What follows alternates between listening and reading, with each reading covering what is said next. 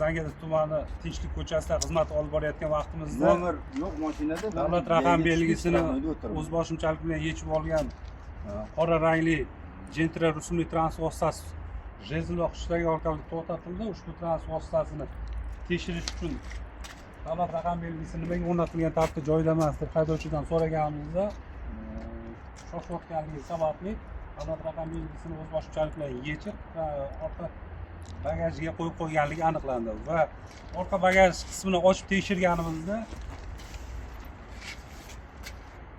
ushbu davlat raqam belgisi ham aniqlandi. Ushbu davlat raqam belgisini planshet orqali tekshirganimizda planshetda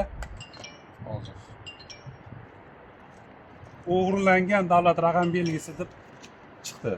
Hurmatli haydovchi, bu qayerdan oldingiz bu davlat raqam belgisini? Festivaldan tushganimda Angren kurs joyisidan o'tganimdan keyin topib oldim.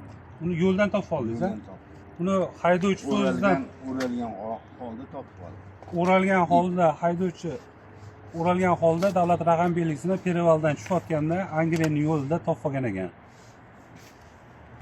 O'zingiz davlat raqam belgisi ham bu turibdi, ha?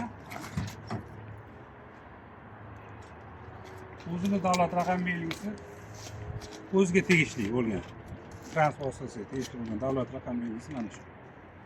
O'rnatilgan tartibda haydovchiga nisbatan chora ko'rilib, transport vositasi vaqtinchalik jarima maydonchasiga qo'yildi.